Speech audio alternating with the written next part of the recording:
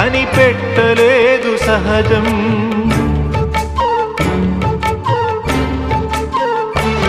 తన కళ్ళ ముందు ఘోరం కాదనదు పిరికి లోకం. అన్యాయమన్న నీపై మోపింది పాపభారం.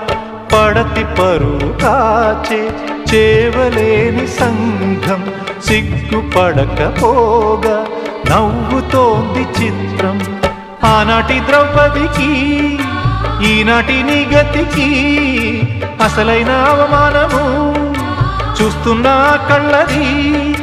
అంతేగాని నీలో లేదే దోషం.